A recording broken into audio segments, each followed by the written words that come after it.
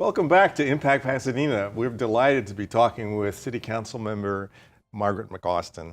And we've been looking at some of the challenges and opportunities for Pasadena as we're approaching the future in 2018. You know, one of the problems that we're facing as Pasadena grows and matures are issues about housing, and there's many facets to that, I think. One is quite obviously the affordability of housing. Everything's very expensive, and living in Pasadena for our city workers and others is a challenge. We also have challenges of homelessness. We do. And those are things that we want to talk about, and also development. It's a burgeoning city. There's a lot of opportunities. A lot of people want to live here. Yeah. So I guess if we looked at it in a holistic way, we might talk about affordability and how that impacts us. It impacts people whose children want to live in Pasadena, grow up here, and the development issues, and then homelessness. So what's some of the things that what are some of your views on the challenges? Well, I frequently hear people say, you know, I couldn't afford to buy the house I live in today, or I want my kids to live here. My kids can't afford to buy in Pasadena. And then when we are looking at businesses coming to Pasadena, and we want to, you know, show them everything Pasadena has to offer, they want it to be affordable. They want to, you know, they want their executives and their staff and everyone to be able to live here.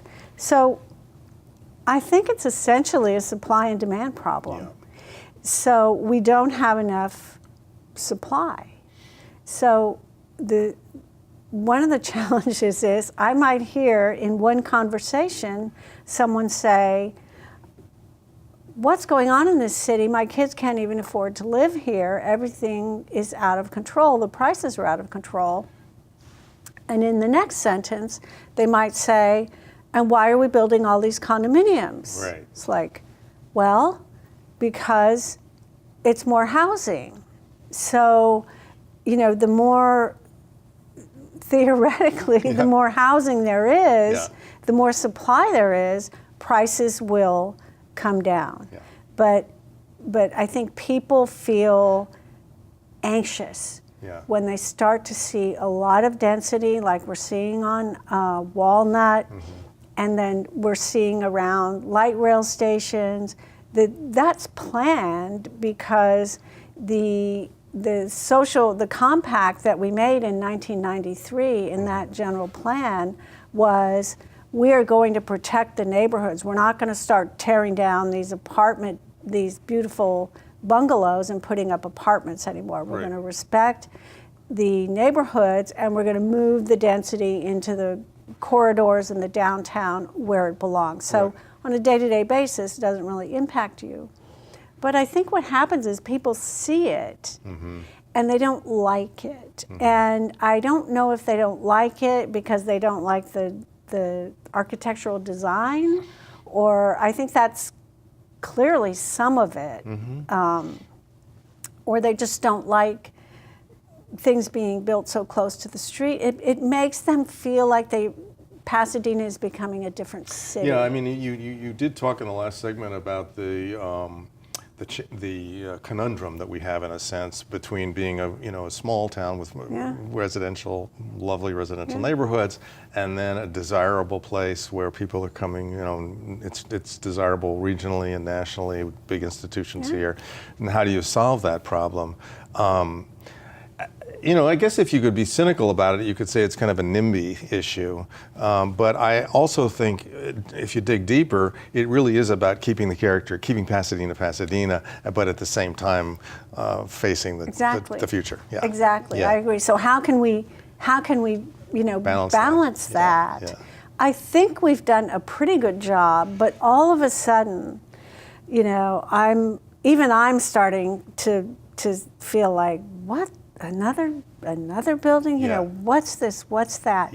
And so it's just, I think we want to protect so much the essence of Pasadena, but then we have to look at, there has to be change. For example, look at South Lake Avenue. I mean, you and I might remember, you know, when it was Bullock's and the Sawmill Restaurant, and it was, you know, Gump's, and all very nice and very high end, and we all enjoyed it. And today it's a lot different. Yep.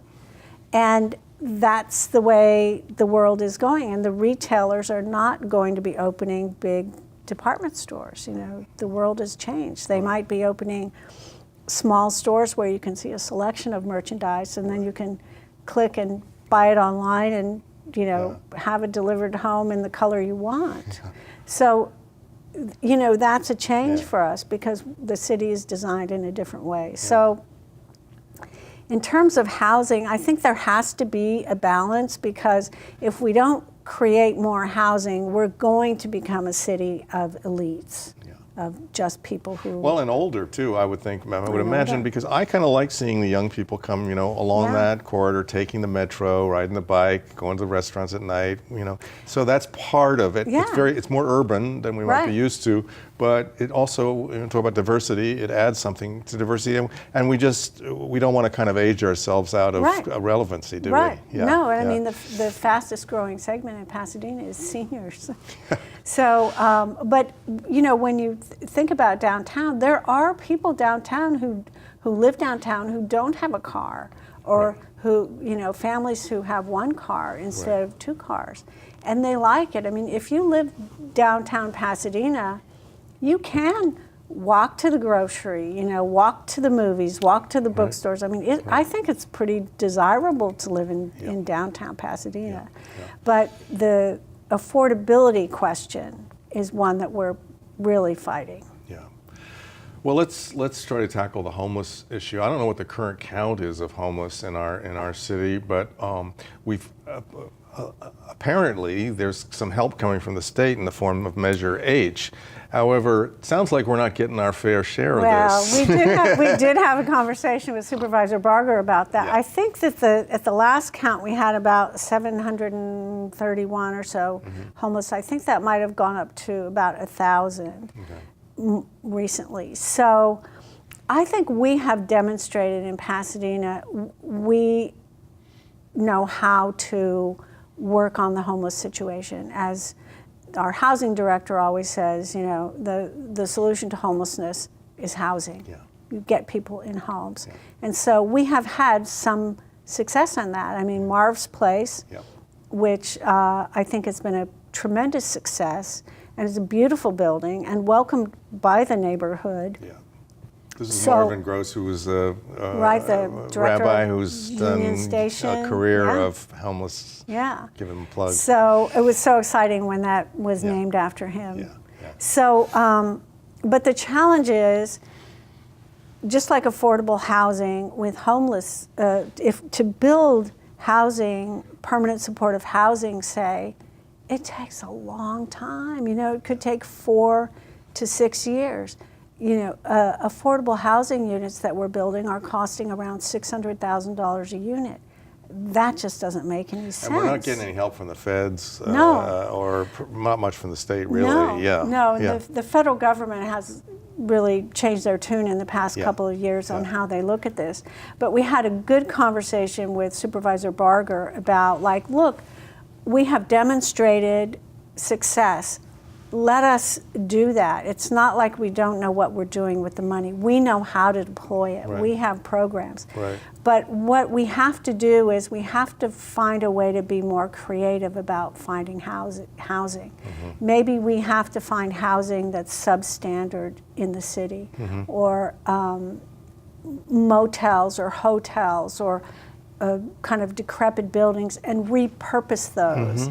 Because that can be done more quickly, and then we can reach our goal. But to try and find land and, okay, we're going to buy it and we're going to entitle it, it just, it takes too long. That's smart. It takes too long. So the way we're thinking now as a city, we have to shift, and this is continually what you see in the cities, like, well, that old way doesn't work. What is the fastest way to get housing? What could we do to shorten that time frame? So we're starting to be a bit more creative. Creative, I think, is the watchword. So let's look at one other issue that's been important in the city is policing. I know that we've recently our police chief has left, and we have an interim chief. I know you hear about this a lot. What are some of the issues that you see popping up, and what's the city in terms of oversight, things like that, civilian oversight? Yeah, there is I mean, you see this not just in Pasadena, but nationally. I think there is a desire for more transparency. And I think for years, the kind of deck is stacked in favor of the police on these issues. You know, they are the police, and they don't answer our questions. We sort of answer their questions when they, you know, if we're stopped. And so now there is more of a desire, I think, on the part of all of us to, you know, how do we look at the police, and what is the role of the police? And is there too much aggression in the police department? And you know, how can we address that? Does do so many instances have to end up with violence? Well, in Pasadena, we have less than, I think, 1% or 0.5% of the police incidents result in violence. Right. So we have a very low percentage. Right. But at the same time, we've had some incidents that I have found really troubling, and this is where we have to educate the police, and we have to educate the community, and we have to find out, how do we want our police to approach our residents? Yeah. Yeah. And I don't think that a permanent police oversight commission is the answer, but I think we can do better, and I think it's healthy for us to look at our police department and say, how are we functioning? Is it functioning well? Or could we be doing better? Are we just doing the same old things the way we used to? Yeah. And that's healthy in any department in the city and in any organization. Sure. So I think it's appropriate, and that we have someone from the outside take a look, because I can understand how people say, I can't trust you to do a self-evaluation. Right. You know, what are you going to say? Yeah. You say, well, I think I'm, doing a great job. Yeah. So, well, this is a national debate, and again, we get back to the fact that this is where, kind of where the rubber hits the road is in the local, political, cultural, electoral world, and we're seeing it in Pasadena, and I think it's really an opportunity for us. I do too, and I think one of the things that I saw at council meetings, and I've seen, is when people come to the council and they say, we don't like this, or we think that this is going on, or there's too much of that. The council listens, and the council, in terms of policing issues, I think has been really open and receptive to what we hear. Now, it's a challenge for us because there's a lot we can't talk about when it comes to personnel matters or policing issues. So people might think, oh, they don't care, they're not doing anything about it. Yeah. But when we have heard these complaints, I think we are really trying to respond and really trying to look at the department in a holistic way and say, well, have we been using, a 19th, 20th century model in a 21st century world? Yeah. What is the role of the police officer today? Right. So we're doing a lot of self-examination about that. Well, I think the questions are great, to be able to, for public officials to be asking those kind of questions. I mean, I think that I know you're a real advocate of transparency, and there's some specific things that can be done there, but what I'm hearing from you also is that the communication, the platforms for communication, and methods for communication are really equally important. You know, not just that we're transparent, but that we're actually, there's an outreach and there's a flow, a two-way flow. So it's absolutely. Has to be two ways. Yeah. Well, let me ask you about something else that I think you brought up or alluded to in the last section, which was the status of women. I know you've been on a commission that's examining that, and you're the only female member of the city council at this point. What's it like? It's sad. I would think so. I would think it's sad for the city and sad for I want to say to all the women out there, run for office. We need more women on the city council. Yeah. We do. Yeah. We do. It's sad. I mean, I was talking to someone just yesterday, and she said, "Well, how many women on your city council?" And I said, "Well, one. I'm the only one." And she was shocked. Well, that's kind of an outlier, isn't it? I think there are some municipal city councils that got more women on it than we do. Yes. I don't know how it ended up that way, but yes. I think this year particularly women are stepping up, certainly in the national You know what? level. It is a great, I have to say, as difficult as things have been in some ways, it's a great time to be a woman. And it's a great time to be a woman in elected office, because women are really waking up and becoming empowered, and this is our year. This is our year in terms of running for office, voting. Women are standing up and asserting themselves and asserting their power, and it's fantastic. Well, you know, we see a paucity of women in leadership positions in the private sector and public sector. But I would say, if I look at Pasadena on the staff level, it's pretty diverse in terms of gender. But it's the problem of getting those women promoted to the next level, it seems to me, and how you do that. I mean, I see that among, you know, in terms of racial diversity and a number of other ways. It's a tricky thing, and I think a little bit of it is, well, we've always done it this way, and it's not a bit, it is the old boy network that's in play. Well, how do you see that in terms of mentoring younger women? Well, you know, so many of the opportunities in life historically have been offered to men or to men first, and you know, if there's something, we have an extra space, let's give it to a woman, kind of a thing. But there are unique challenges for women, because running for elected office and being an elected official is a tremendous time commitment. And not every woman wants to do that. And sometimes the political world is not attractive to women, right? It can be very rough and tumble. Now, I don't consider myself a politician, I consider myself a public servant. But I'm fortunate because I'm able to be in a role where that works for me. I can do that. But I don't know how it's going to work in the future, because in Pasadena, you know, council members are paid a stipend. And I don't want to badmouth anybody, but historically, for many, many, many years in the past, they were basically wealthy white men who were on the city council.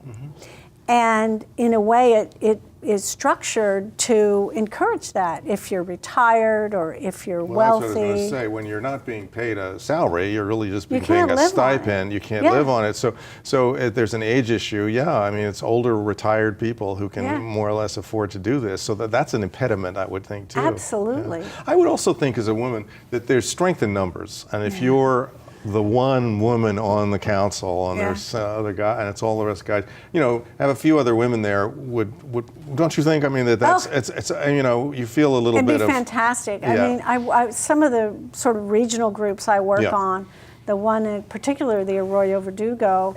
There's 6 of us, and sometimes we're all women. And it's great, and the work gets done, and it's very efficient, and it's collegial. I love working with other women, and I have heard that on any board or organization, when you start to get to the point of 20 or 30% of the members being women, there's a real shift. There's a real shift in how things are done. And I think if we had 3 women on the city council, I mean, I wish we had 8 women. Well, you had 2 7 for a while. women. We had 2 for a while.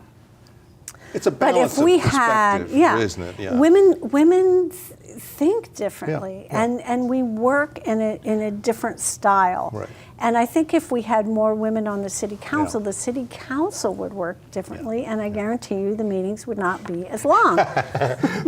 Which is always, as a member of the Pasadena City College Board of Trustees, I heartily agree with that. I think you can get a lot more done in a short meeting than you can in a long meeting, personally.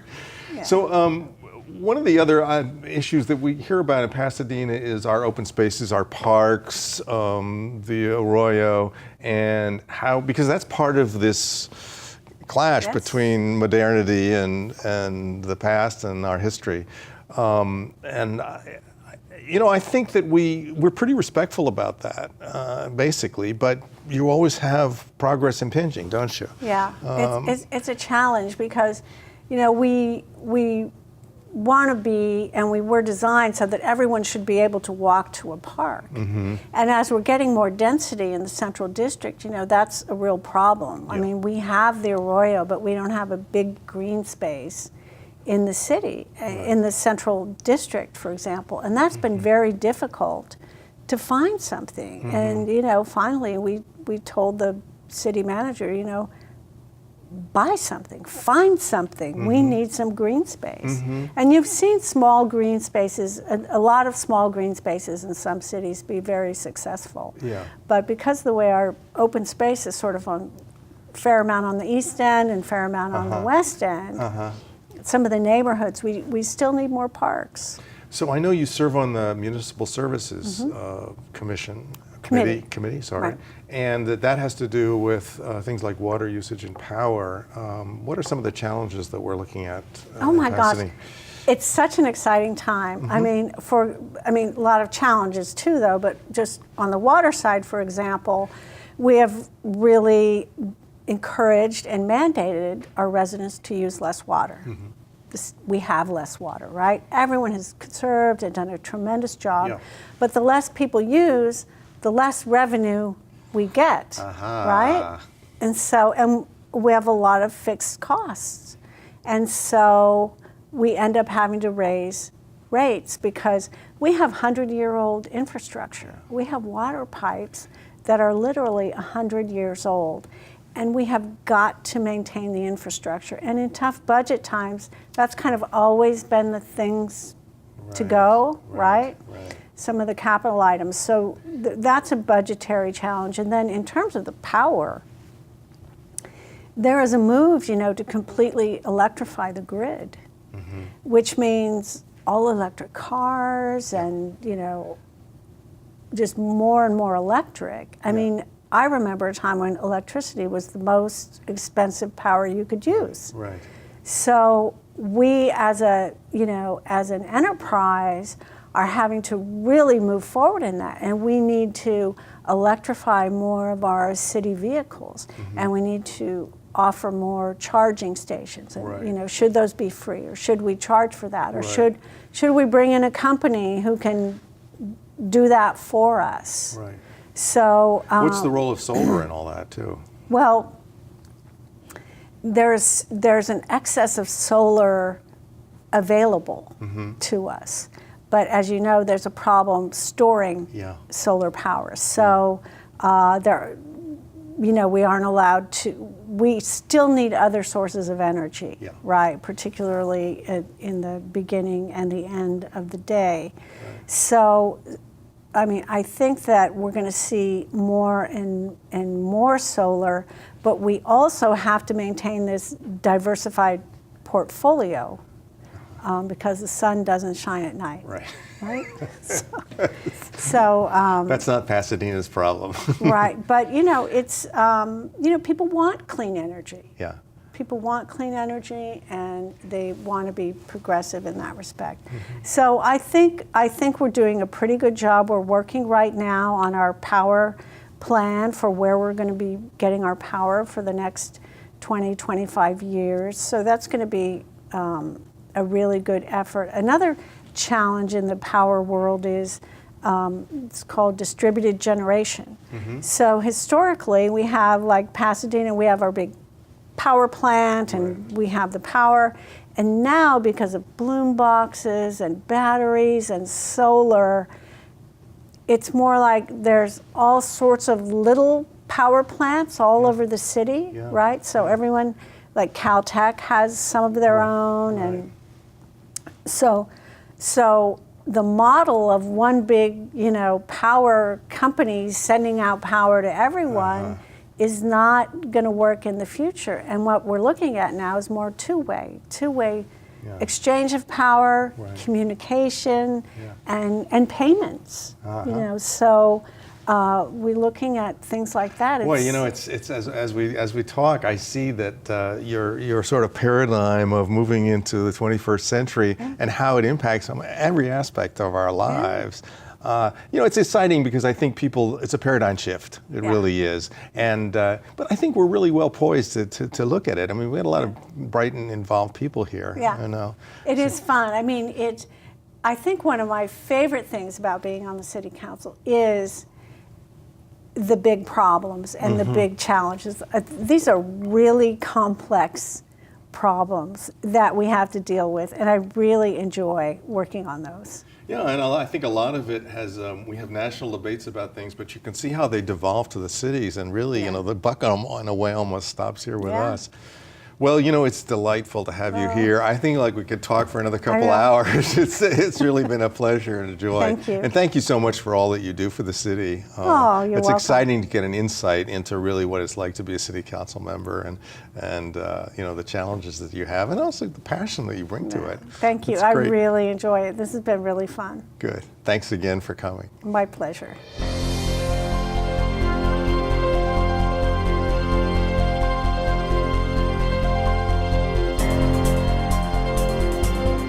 This program was produced by Pasadena Media for the Arroyo Channel.